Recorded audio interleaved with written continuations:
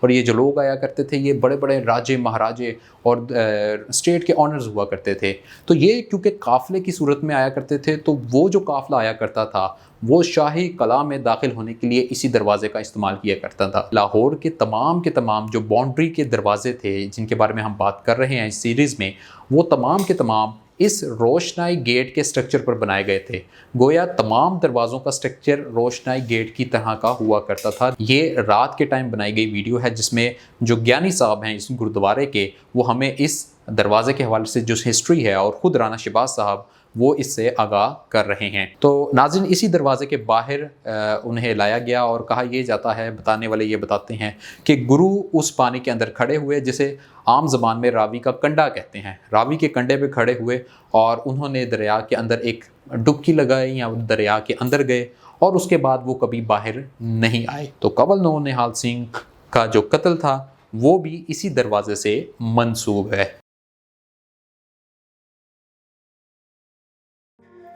بسم اللہ الرحمن الرحیم۔ السلام علیکم ناظرین، دیکھ رہے ہیں آپ ولاگومنٹری اور ایک مرتبہ پھر آپ کا میزبان سعد زاہد اپنی ایک نئی ویڈیو کے ساتھ آپ کی خدمت میں حاضر ہے۔ یہ وہ واحد دروازہ ہے آج جس کے بارے میں ہم ڈسکشن کرنے جا رہے ہیں جو کہ اپنی اوریجنل کنڈیشن میں موجود ہے، جب اس کو بنایا گیا تھا تب سے لے کر اب تک۔ ایک تو یہ فیکٹ ہے، دوسری بات یہ ہے کہ ہماری اس سیریز کا یہ آخری ایگزسٹنگ گیٹ ہے۔ اس حوالے سے اپنے چینل کے اوپر میں نے ایک پول بھی پوسٹ کیا ہے اور اس میں آپ لوگوں سے آپ کی رائے مانگی ہے کہ کیا وہ دروازے جو اپنا وجود کھو بیٹھے ہیں، جو اب ایگزسٹ نہیں کرتے ہیں، کیا ان کے اوپر مجھے ویڈیو بنانی چاہیے؟ رائے لازمی دیجیے گا۔ اور آج کی اس ویڈیو میں جس دروازے کے حوالے سے میں ڈسکشن کا آغاز کرنے لگا ہوں، اس دروازے کا نام روشنائی گیٹ ہے۔ ناظرین جتنے بھی لاہور کے دروازے ہوا کرتے تھے وہ دروازوں کا کیا کام تھا، وہ کس مقصد کے لیے بنایا گیا تھا، اس کے نام سے ہی آپ کو معلوم ہو جاتا ہے۔ دہلی گیٹ ٹورڈز دہلی، لاہوری گیٹ وہ بھی ایک مت ہے اور فیکٹ بھی ہو سکتا ہے کہ ٹورڈز لاہور، پھر کشمیری گیٹ کیونکہ وہ کشمیر کی طرف جاتا تھا، شیروں والا گیٹ کیونکہ وہاں پر جو ہے وہ شیر رکھے جاتے تھے۔ اسی طرح اور بات کریں اکبری گیٹ شہنشاہ اکبر کے نام سے منسوب، اور ٹکسالی گیٹ وہاں پر ٹکسال بیٹھ کے ایک سکے بنایا کرتے تھے۔ اس کا نام جو روشنائی گیٹ ہے، اس کے نام کے انتخاب کے اوپر دو روایتیں موجود ہیں، دونوں روایتیں آپ کے ساتھ میں شیئر کرتا ہوں۔ پہلی روایت وہ یہ ہے کہ لاہور کیونکہ ہمیشہ سے مرکز رہا ہے حکومتی معاملات کے اندر، چاہے مغلوں کا ایرا ہو، چاہے سکھوں کا ایرا ہو، چاہے برٹش ایرا ہو، ہمیشہ سے لوگ مذاکرات کرنے کے لیے، ملنے کے لیے لاہور آیا کرتے تھے قافلوں کی صورت میں۔ اور یہ جو لوگ آیا کرتے تھے یہ بڑے بڑے راجے مہاراجے اور اسٹیٹ کے آنرز ہوا کرتے تھے۔ تو یہ کیونکہ قافلے کی صورت میں آیا کرتے تھے تو وہ جو قافلہ آیا کرتا تھا وہ شاہی قلعہ میں داخل ہونے کے لیے اسی دروازے کا استعمال کیا کرتا تھا۔ ایک روایت یہ ہے، جبکہ دوسری روایت یہ بتاتی ہے کہ لاہور کے اندر جو شاہی قلعہ ہے اس کے اندر چراغاں کرنے کے لیے، ڈفرنٹ قسم کے دیے جلانے کے لیے اسی دروازے کے اوپر تمام جو روشنیاں ہیں وہ یکجا کی جاتی تھیں، چراغ روشن کیے جاتے تھے، ان میں تیل ڈالا جاتا تھا اور اس کے بعد یہی سے چراغ جو ہیں وہ ہر حصے میں شفٹ کیے جاتے تھے۔ ان دو روایات کی وجہ سے اس دروازے کا نام روشنائی گیٹ بتایا جاتا ہے۔ اگر آپ اس دروازے کی ساخت دیکھیں، اس کا دیوہیکل سائز دیکھیں، اس کی چوڑائی دیکھیں، اس کی اونچائی دیکھیں تو واضح طور پر معلوم ہوتا ہے کہ اس دروازے کے اندر سے بآسانی بڑے بڑے جو ہاتھی ہوا کرتے تھے، جو کانوائے کی صورت میں آیا کرتے تھے، وہ آرام سے انٹر ہو جایا کرتے تھے۔ لاہور کے ناظرین 12 دروازے اور ایک چھوٹا دروازہ جس کو موری گیٹ بھی کہتے ہیں۔ موری گیٹ کو اگر ہم سائڈ پہ کر دیں اور باقی دروازوں کی بات کریں اور ان کے سٹرکچر کی بات کریں تو اب obviously سارے سٹرکچر مختلف ہیں، اپنی تمام ویڈیوز میں نے آپ کو دکھائے۔ اب اگر بات کی جائے تاریخ کے حوالے سے تو تاریخ میں ایسے روایات بھی موجود ہیں، ایسے شواہد بھی موجود ہیں کہ لاہور کے تمام جو باؤنڈری کے دروازے تھے جن کے بارے میں ہم بات کر رہے ہیں اس سیریز میں، وہ تمام کے تمام اس روشنائی گیٹ کے سٹرکچر پر بنائے گئے تھے۔ گویا تمام دروازوں کا سٹرکچر روشنائی گیٹ کی طرح کا ہوا کرتا تھا، دیوہیکل سائز کا۔ لیکن بعد میں یہ دروازے گرتے رہے، جنگ و جدل کا شکار ہوتے رہے، اور آپ یہ کہہ سکتے ہیں کہ انگریزوں نے اس کے علاوہ جو سکھ راج تھا اس دور میں بھی ان کی دوبارہ تعمیر ہوتی رہی ہے۔ اس دروازے کے حوالے سے ناظرین ایک بڑا زبردست فیکٹ میں آپ کے ساتھ شیئر کرتا ہوں۔ لاہور کیونکہ وال سٹی تھا اور وال سٹی بنانے کا مقصد ہی یہ ہوتا تھا کہ بیرونی حملوں سے بچا جائے۔ بیرونی حملوں سے بچنے کے لیے جب یہ وال سٹی بنائی گئی اور جب کبھی بیرونی حملہ آور یہاں آتے تھے اور حملہ کرتے تھے تو لاہور کے تمام دروازے فوری طور پر بند کر دیے جاتے تھے تاکہ کوئی شخص اندر نہ آ سکے۔ لیکن اس دور میں بھی جو دروازہ جنگ و جدل ہونے کے باوجود جنگ کے دوران بھی بند نہیں ہوتا تھا وہ یہی روشنائی گیٹ ہوا کرتا تھا۔ لیکن ناظرین آپ قدرت کا نظام دیکھیے کہ وہ دروازہ جو کسی بھی صورت جنگ میں بھی بند نہیں ہوا کرتا تھا، آج لاہور کے جتنے بھی دروازے ہیں وہ تمام کے تمام کھلے ہوئے ہیں، وہاں پر لوگ آتے ہیں جاتے ہیں، لیکن یہ دروازہ امن کی حالت میں مکمل طور پر آج سیل ہے۔ ناظرین ایک چینل ہے یوٹیوب کے اوپر کھوج کے نام سے، رانا شہباز صاحب اس کو چلا رہے ہیں اور یہ میرا اپنا ہی چینل ہے، اور رانا شہباز صاحب کی وساطت سے مجھے 2 مرتبہ اس دروازے کے قریب جانے کا موقع ملا، کیونکہ یہ نو گو ایریا ہے، یہاں پہ کوئی نہیں جا سکتا، لہٰذا اس کے اندر کیونکہ گردوارہ موجود ہے، اس کی میں ہسٹری آگے پوری آپ کے ساتھ شیئر کرتا ہوں۔ یہ نو ریکارڈنگ ایریا ہے، یہاں پر آپ ریکارڈنگ نہیں کر سکتے، یہی وجہ ہے کہ میں اس کے اندر سے پراپر ویڈیوز بنا کے آپ کے ساتھ شیئر نہیں کر سکتا، انٹرنیٹ سے پکچرز نکال کے آپ کے ہمراہ میں شیئر کر رہا ہوں۔ یہ ایک چھوٹی سی ویڈیو ہے جو آپ کے سامنے اسکرین پر چل رہی ہے، یہ رات کے ٹائم بنائی گئی ویڈیو ہے جس میں جو گیانی صاحب ہیں اس گردوارے کے، وہ ہمیں اس دروازے کے حوالے سے جو ہسٹری ہے اور خود رانا شہباز صاحب وہ اس سے آگاہ کر رہے ہیں۔ اگر آپ گوگل پہ روشنائی گیٹ لکھیں تو آپ کو ایک اور روشنائی گیٹ کی تصاویر بلکہ نظر آتی ہیں، اور لوگوں کا assumption یہی ہے کہ یہ دروازہ روشنائی گیٹ ہے۔ جس دروازے کی تصویر آپ دیکھ رہے ہیں یہ دروازہ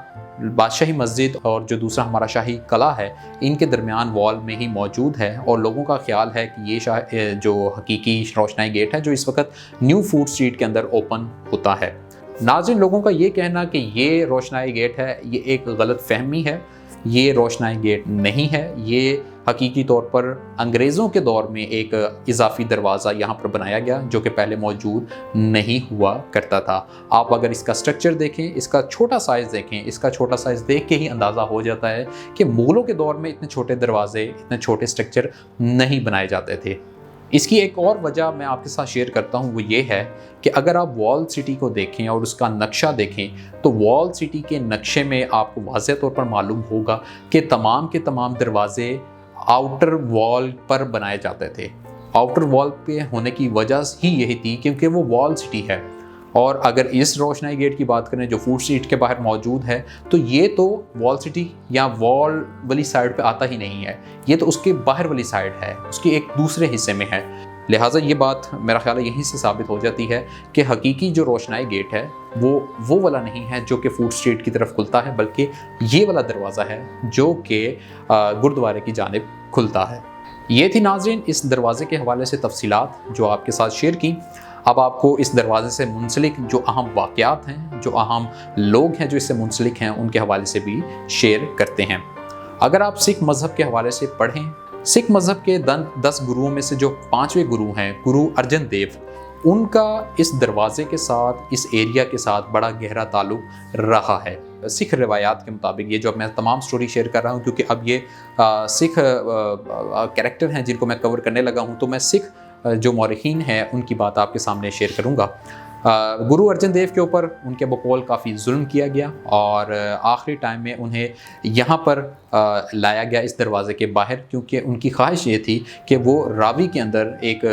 ڈبکی لگانا چاہتے ہیں، ایک خاص مذہبی جو ان کی پریکٹس ہے وہ کرنا چاہتے ہیں۔ تو ناظرین اسی دروازے کے باہر انہیں لایا گیا، اور کہا یہ جاتا ہے، بتانے والے یہ بتاتے ہیں کہ گرو اس پانی کے اندر کھڑے ہوئے جسے عام زبان میں راوی کا کنڈا کہتے ہیں، راوی کے کنڈے پہ کھڑے ہوئے اور انہوں نے دریا کے اندر ایک ڈبکی لگائی یا دریا کے اندر گئے، اور اس کے بعد وہ کبھی باہر نہیں آئے۔ سکھ راج کی بات کریں مہاراجہ رنجیت سنگھ سے جو شروع ہوا،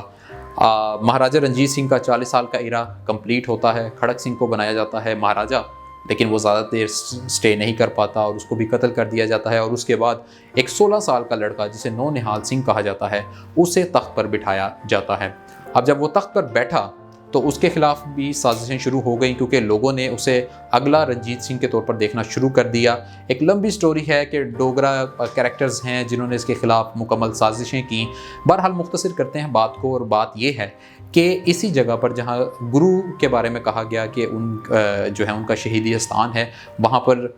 निहाल सिंह भी गए और निहाल सिंह वहाँ से वापस आप कह सकते हैं अगर लाहौर कला जो है उसके अंदर दाखिल होने के लिए आ रहे थे, तो जैसे ही इस दरवाज़े से गुजरने लगे तो दरवाज़े के ऊपर से एक बहुत बड़ा छज्जा सीधा आकर कंवल नो निहाल सिंह के ऊपर गिरा, जिससे वो ज़ख्मी हो गए। और ये भी कहा जाता है कि एक शख्स जो उनके साथ मौजूद था वो मौके पर ही जाँ बहक हो गया। ज़ख्मी कंवल नो निहाल सिंह को फौरी तौर पर इस दरवाजे से उठाया गया और कला के अंदर लेकर जाया गया। और ये कहा जाता है कि जैसे ही उनकी जो ज़ख्मी बॉडी थी उसको कला के अंदर लेके जा रहे थे तो साथ ही इस दरवाज़े को, रोशनाई गेट को बंद कर दिया गया। लिखने वाले ये लिखते हैं कि जब निहाल सिंह ज़ख्मी हुआ था तो उसके कान के पास थोड़ा सा ब्लड निकला हुआ था, लेकिन जब अंदर गए और कहा यह कि अंदर इलाज चल रहा है, लेकिन थोड़ी देर बाद जब पता लगा, यही बताया गया कि कंवल नो निहाल सिंह जहाँ बहक हो गए हैं। और यहाँ तक कहा जाता है कि जब उन्हें बाहर लाया जा रहा था तो वो कपड़ा जो ज़रा सा खून में रंगा हुआ था, जब वो बाहर आए तो मुकम्मल तौर पर खून में लथपथ था। लोगों के बारे में, इस वाक़े के बारे में कहा जाता है कि ये मुकम्मल प्री प्लान्ड मर्डर था जो कंवल नो निहाल सिंह का किया गया था। तो कंवल नो निहाल सिंह का जो कत्ल था वो भी इसी दरवाज़े से मंसूब है। इस दरवाज़े के बाहर नाज़रीन मुख्तलिफ इमारतें मौजूद हैं, जिसमें महाराजा रंजीत सिंह की समाध है। समाध से मुराद जहाँ उनके आखिरी रसूमात अदा की गई। इसके बिल्कुल साथ ही खड़क सिंह जिनका अभी जिक्र किया, उनकी समाध है। इसके साथ ही नो निहाल सिंह जिनका पूरा वाक़या मैंने आपको सुनाया, उनकी समाध मौजूद है। उसके सामने जो पाँचवें गुरु हैं, गुरु अर्जन देव, उनका शहीदी स्थान है। तो इस पूरे कॉम्प्लेक्स को, जिसमें मुख्तलिफ इमारतें मौजूद हैं, इसे गुरुद्वारा डेरा साहब कहते हैं, जो इस दरवाज़े के साथ मंसूब है। एक चीज़ नाज़रीन जो मुझे ज़ाती हैसियत में एक सवाल था जो मैं ख़ुद से भी कर रहा था और वहाँ पर जब मैं मौजूद था तो मैंने वहाँ पे मौजूद लोगों से भी किया, वो ये कि अगर आप देखें तो जब ये समाधि बनाई गई तो इस समाधि को एलिवेट किया गया एक बहुत बड़े स्ट्रक्चर के ऊपर, और उस स्ट्रक्चर को इस आप जो दरवाज़ा है जिसका नाम रोशनाई गेट है उसके बिल्कुल साथ अटैच कर दिया गया, जिसकी वजह से काफ़ी हद तक ये जो दरवाज़ा है हाफ तकरीबन आप कह सकते हैं जो इसकी खूबसूरती है वो उस अटैचमेंट की वजह से कम हो गई है।